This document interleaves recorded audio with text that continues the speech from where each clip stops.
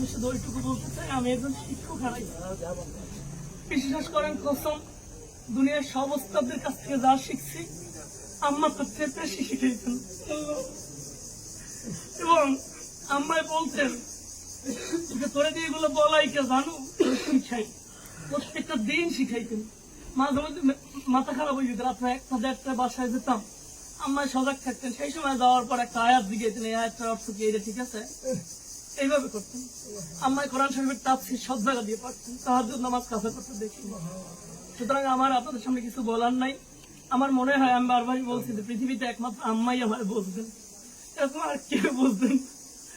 আমার ভাগ্নে ভাগ্নি ছেলে মেয়ে সবাই বলতেন যে এই লাইনটার অর্থ পারতে হলে ইমরানের লাগবো, এরকম করে আমার মা আগলাই রাখতেন। রাত 1টা-2টা-3টা বাজতো, আমায় ঘুমাইতেন না, বলতেন তো ও কখন আসবে। আমি অভিভাবক হারা, আমি আপনাদের কাছে দোয়া চাচ্ছি এইটুকুই যে আমি যতটুকু দেখেছি, আম্মা ইন্তেকাল করেছেন আমার এই হাতের উপরে। সাধারণত রাত 2টাও বাজে বাসায় যেতে। কালকে বাসা দিয়ে ফোন দিয়েছে, আমি একটু আগে গেছি 11:30টার দিকে, যে আম্মা খুব অসুস্থ।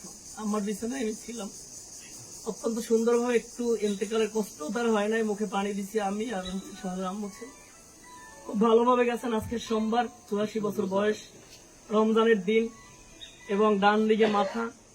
আমি আমার জ্ঞান দিয়ে হাদিসে যেটুকু পেয়েছি, তিনি একজন জান্নাতি মানুষ, এটা আমি বিশ্বাস করি দৃঢ়তার সাথে।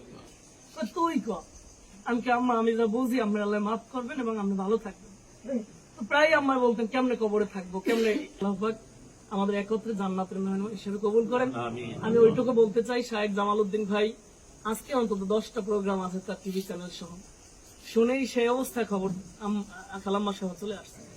সাগরদী মাদ্রাসার মাদানী হুজুর, অনেক অসুস্থ মানুষ চলে আসছেন। সাজ্জাদ, আমার মামাতো ভাই সাজু, এনাম মামায়, তারা ঢাকা দিয়ে রওনা হয়েছেন। সাজু কাছাকাছি আসছে, আমার বলছে ভাইজান আমি কিন্তু অ্যাটেন্ড করি। এখানে অনেক ওলামায়ে কেরাম আছেন, ভাইজানে নেওয়াজ ভাইজানে, ওই বাসা আমাদের সুপার হুজুর মাহমুদ ভাই, অনেকেই আসছেন। এই সমবেদনাটুকু আল্লাহ পাক দিনের জন্য কবুল করুক, এবং সকলের এই আশাকে আমাদের একত্রে জান্নাতের মেহমান হিসেবে যেন উপস্থিত হইতে পারি, সেজন্য কবুল করুক। সকলে বলি আমিন। আমার খালাতো ভাইরা সবাই আসছেন, খালারা আসছেন। এখানেই শাশুড়ি ছিল এই 84 বছরে, তার সাথীদের মধ্যে কেউ হয়তো নাই, 2-1জন হয়তো থাকতে পারেন একটু ছোট বড়। তুমি বিনয়ের ক্ষমা চাই, দয়া করে মাফ করে দিবেন। চাচাতো ভাইরা আছেন, অনেকেই আছেন, দয়া করে আমার আম্মাকে আপনার ক্ষমা করে দিবেন। আল্লাহ আপনি আমার আম্মাকে ক্ষমা করে দেন। আসসালামু আলাইকুম ওয়া রাহমাতুল্লাহ।